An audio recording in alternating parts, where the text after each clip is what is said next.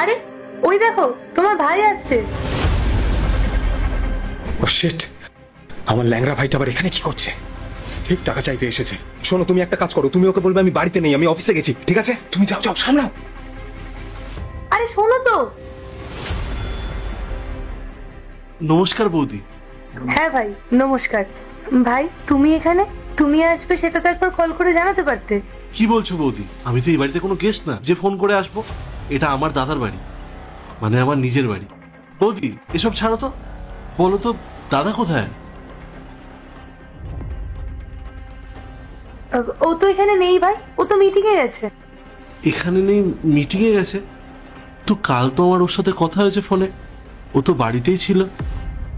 হ্যাঁ, আলো বাড়িতেই ছিল, কিন্তু ওর একটা আর্জেন্ট কল এসেছিল। তারপর বললো আজকে নাকি একটা মিটিং আছে, আর ওই মিটিংটা ওকে অ্যাটেন্ড করতেই হবে, সেই জন্য আজও চলে গেছে। আচ্ছা। ভাই তোমার যদি ওকে কোনো দরকারি কথা বলার থাকে তাহলে তুমি আমাকে বলতে পারো, আমি ওকে বলে দেবো। হ্যাঁ বৌদি, জরুরি কাজ তো আছে, কিন্তু দাদার সঙ্গে আছে, আমি তোমাকে বলতে পারবো না। তুমি এক কাজ করো না, দাদাকে একটা ফোন করে দাও, আমি কথা বলে নিচ্ছি ওর সাথে।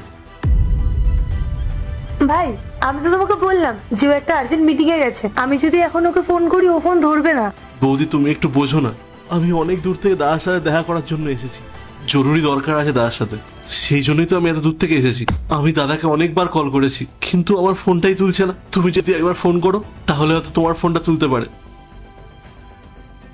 আমার সাথে দাদার একটু কথা বলিয়ে দাও না। আচ্ছা ঠিক আছে, আমি ওকে কল করছি।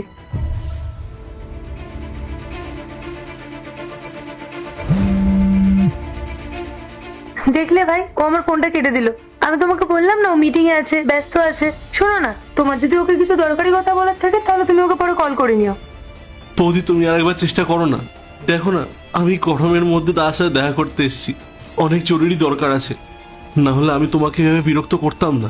তুমি আরেকবার কল করে দেখো, এইবারে যদি ফোন না তোলে তাহলে ছেড়ে দিও, কিন্তু বৌদি আরেকবার করো। ঠিক আছে, আমি ওকে আরো একবার ফোন করছি।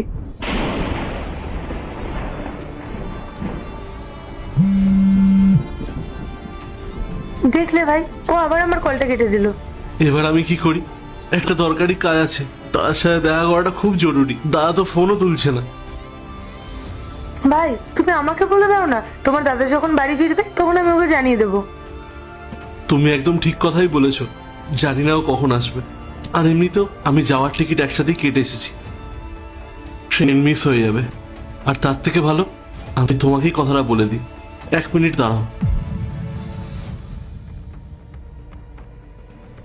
বৌদি, এই টাকাগুলো